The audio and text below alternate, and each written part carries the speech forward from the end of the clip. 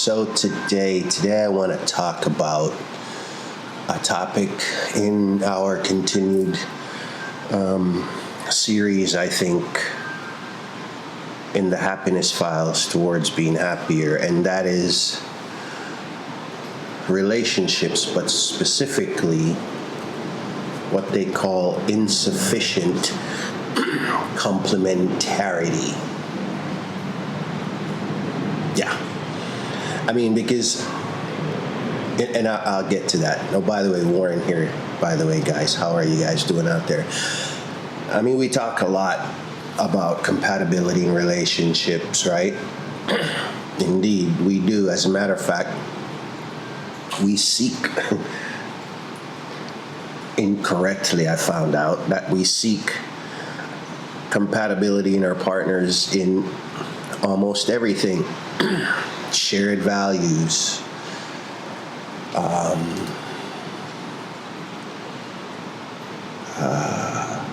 shared interests, shared goals, shared everything, right? Because that's what compatibility is, right? Compatibility is sameness, whereas complementarity is functional. More so functional balance, as in, a better way to say it, that person checks us, right?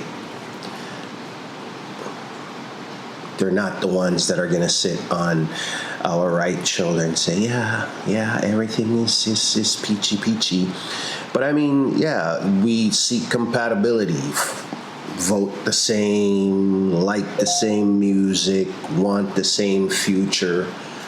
But like I said, what if that is a mistake and we're supposed to seek something else? Because we seek those things and we still fail. Right? Agreed? We seek those things and we still fail because they don't regulate us. They don't regulate each other. I mean, complementarity isn't about liking the same things. It's about how our nervous systems work, right? One of us is the calm,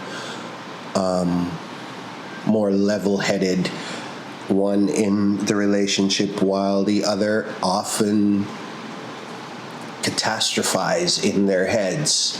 And you need both, right? Because sometimes that catastrophizing might be warranted. And then you need the calmer person.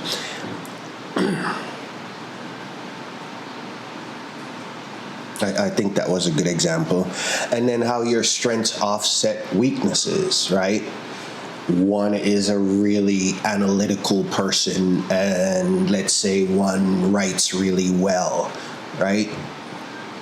And so let's say they're working on a paper together.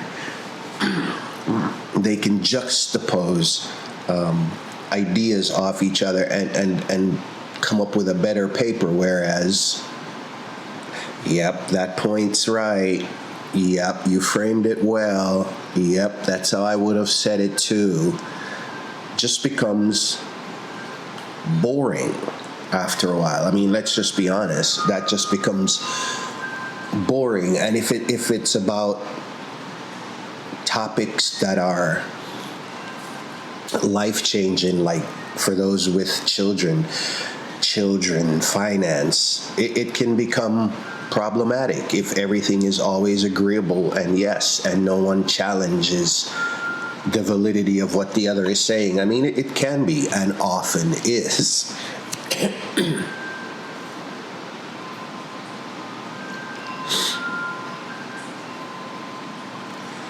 How you emotionally rhythm sync each other or clash, right?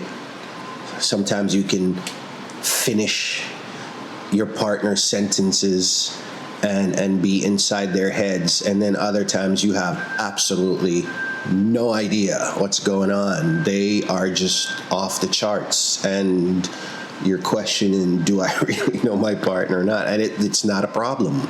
It's not a problem. It's how it should be.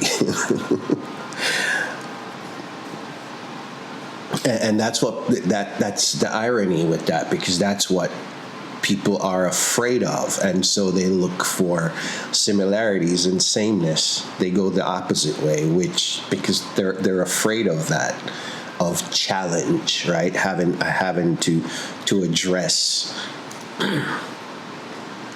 or question why your partner seems like they've gone and lost all their marbles. And then there's the emotional regularity in complementarity, and I just kind of alluded to that, where if you have the person who's just always anxious about what's next and how to approach it, because they often escalate, then you have, again, that emotional balance, I think, of the stabilizer, for lack of a better word, right? That says, all right, okay, you're letting limbic take over. Let your prefrontal just kick in and analyze quickly and say, see, wasn't an issue. You're at it again. Because look, if both escalates, I don't think I have to tell you this, but let's just share this. If both escalates, I think you end up with chaos. And chaos in a relationship, chaos in anything is bad, but chaos in a relationship, I can only imagine. Yeah, my worst relationship, I wouldn't say was even chaotic, but pretty close. But I could only imagine if both escalates. And even worse, the flip side of that is if both remain silent. That is just as deadly, right? Which is why compatibility doesn't work. You need someone to challenge you.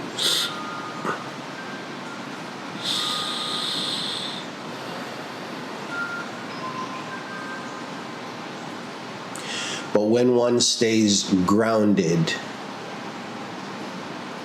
while the other one processes, that's, I think, complementarity. And I'll use me and my wife's relationship. My wife wants to work it out now, talk it out now. Depending on what it is, I need time to process, right? I need to walk the pup, take a minute, whatever it is. But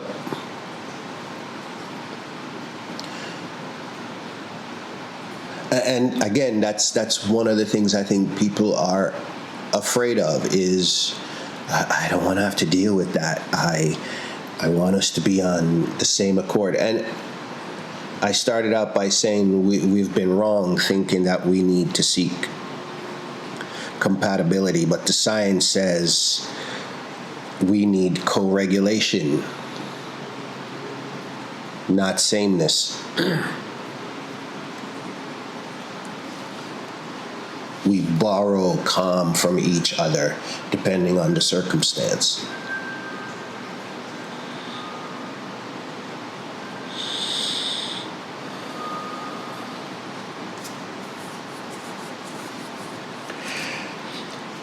Kind of like two dysregulated systems complementing each other, right?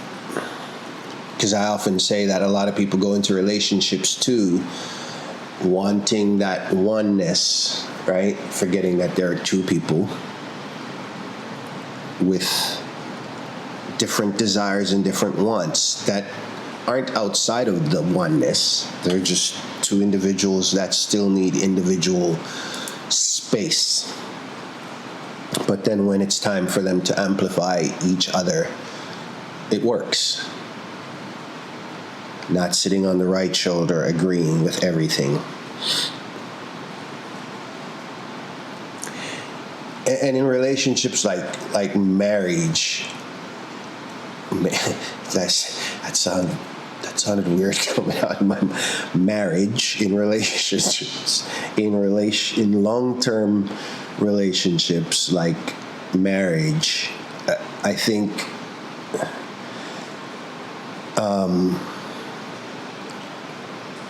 wow, the word marriage made me lose my train of thought there for a minute. But we don't just connect emotionally. I don't think we connect deeper than that, to the point where I think we even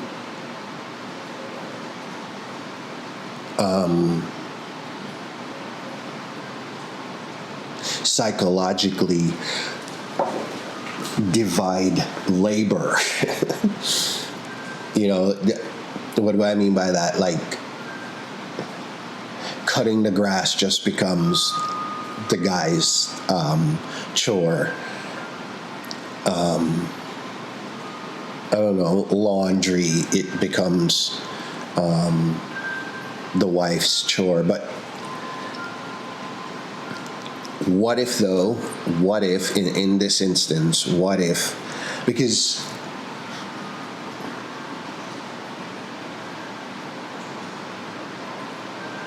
you have, like, that's the physical side of dividing the labor, but the psychological, you have the visionary, let's say, that's where I was going, train of thoughts back. You have the visionary, and not both are visionaries, clearly. You have, what would be a good,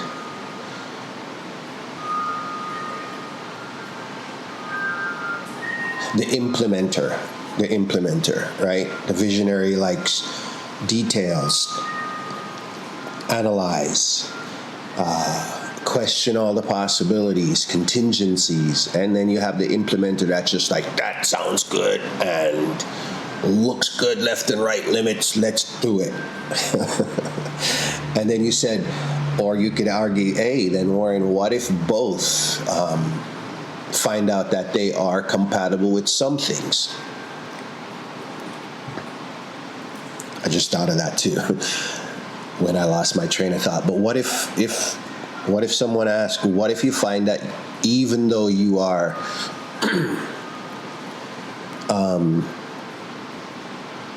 practicing in complementarity, you find that you are compatible in some things? I say good, as long as it doesn't become chronic and problematic. And I think you would know that. You would start to hear it and feel it, like everything is always agreeable. But there are going to be times, and there probably will be overlaps. But yeah, I just thought of that. It's fine, as long as it doesn't become the practice, right? Maybe an occasional anomaly, but not the practice. The planner over the improviser.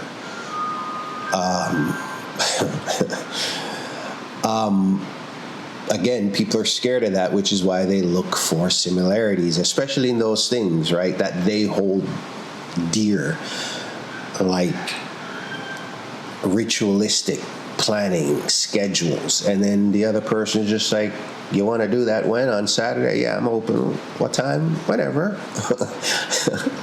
That bothers some folks. Okay, that used to bother me a lot when people would just, what I call, wing it. Or I didn't coin that, but winging it. I'm not a fan of winging it. I schedule. I'm more relaxed now, but yeah, improvisers used to drive me nuts. But you need them.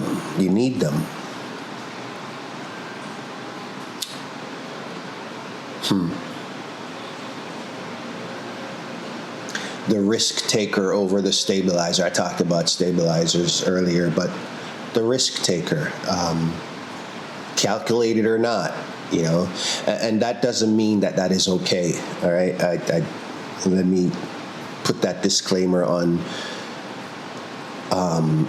just taking risk without calculating and doing what we call in the military risk assessments on whatever that is you're jumping into head first. But there is and should be celebrated, kind of like the times when things are compatible should be celebrated, as long as it's not a problem. But same with risk takers. They should be celebrated, but I'm not sure about always supporting them. You know, those hold my beer. Yeah, probably not a good idea all the time. But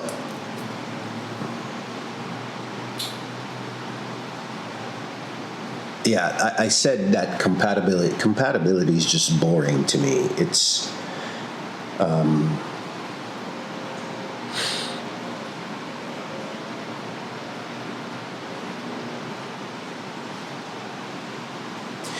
when both people want the same thing or the same roles. I use the example, the physical side of role sharing. When people want the same roles, friction, right? And then when no one wants any roles, friction.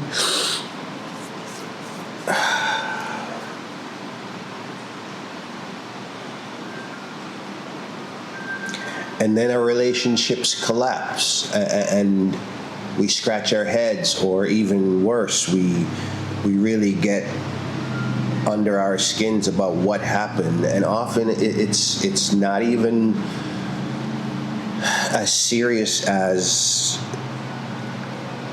it is. It's just looking at where are we being too much alike.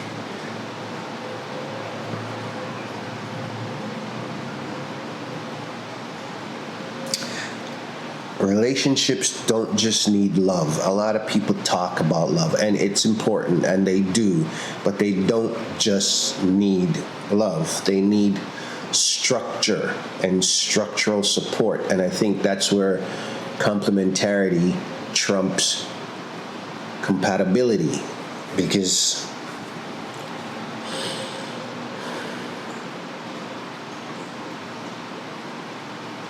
you need that balance. You do, because things become stale really fast, especially in relationships. Things become stale really fast, and a good partner doesn't just comfort us, or shouldn't just comfort us, and I've been alluding to that.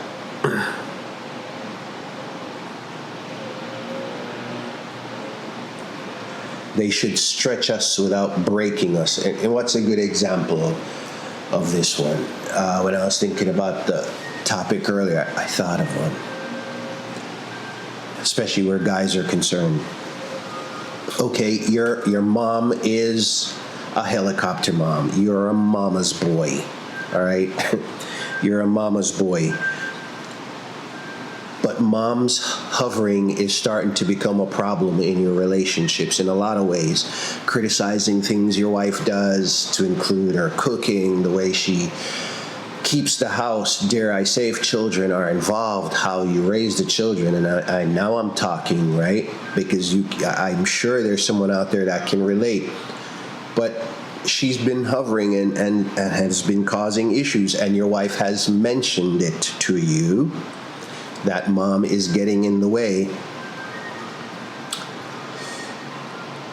and you refuse to do anything about it because you are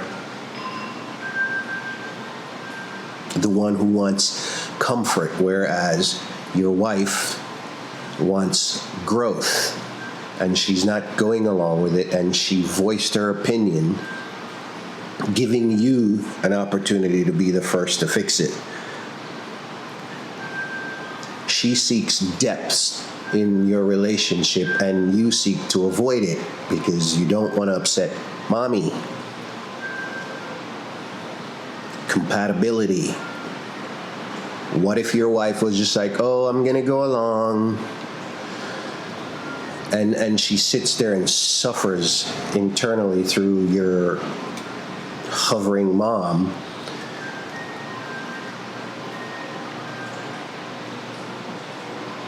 And instead of evolving like she is encouraging you to do, you just resist change because of sameness and lack of growth. So we need someone to help us with the growth complementarity. It's harsh, it's tough. I never said it was easy or that it would be. And some would say, ooh, that sounds so much like incompatibility. And it's not incompatibility. It's asymmetrical escalation is what it is. Big fancy term there, Warren. In other words, just a mismatch on steroids is what it becomes.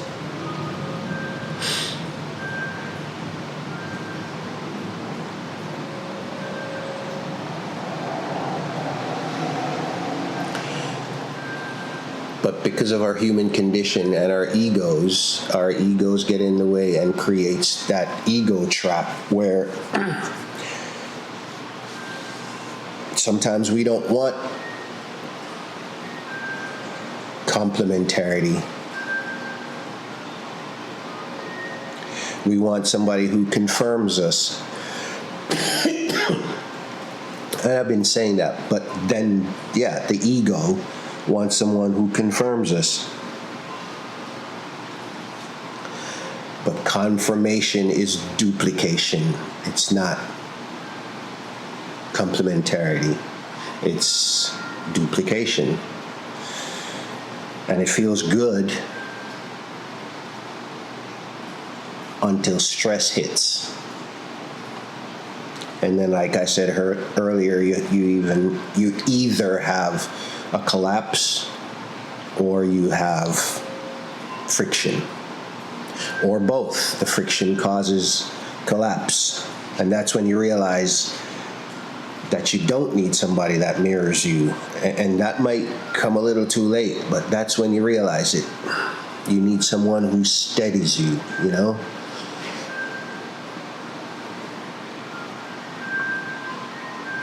And I said it might be a little harsh, but I used to tell my soldiers, and I still tell friends if they bring up something to me and they're wrong, I will just tell them, just the harsh truth. And it used to be, yours is weak, fix it. Not, oh, that sounds good, I think you're on the right track. Yeah, if that was me, no. Your is weak, fix it.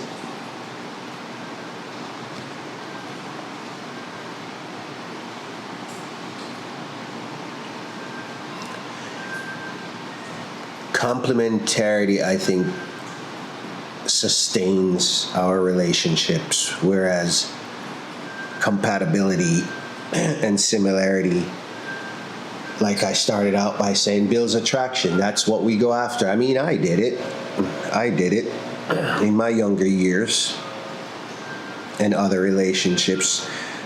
I confused harmony with sameness. I looked for that sameness like we all faultily do. I thought if we agreed on everything, things would be fine. But that didn't regulate tension, and there was quite a bit of that. But yes, sameness doesn't regulate tension. Complementarity does. But yeah, we talk about wanting sameness, shared interests, shared goals, and then wonder what is wrong with what is, and I'll share this, another anecdote, personal anecdote. What is normally normal relationships, nothing else under the surface. But there is just that disconnect, that there is no challenge, there is no substance, I don't think, to sameness.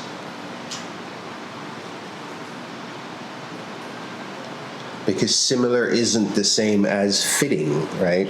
We might be similar, but if we don't fit, if we don't challenge each other, and when I say that too, I'm not talking about everything, and everything is a challenge, and everything is a fight, and everything is a disagreement.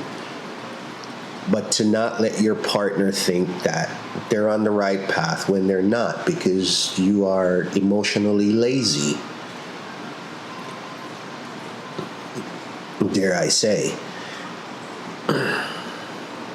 I mean, you don't always have to regulate your partner's emotions, but you should be there for them.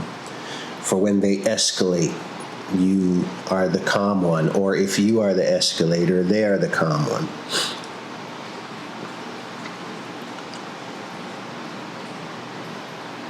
Science says co-regulation works.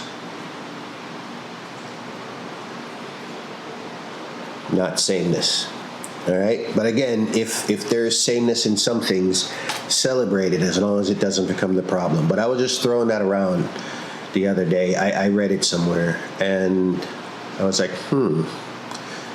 interesting. And it's not groundbreaking, because something I would think people do know about this already, but I found it interesting and thought I'd share it with you. So, yeah, if you're wondering, with everything else being equal, what is missing? Why do we feel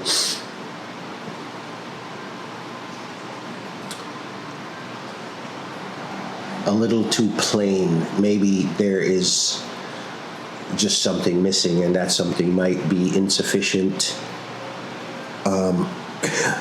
complementarity.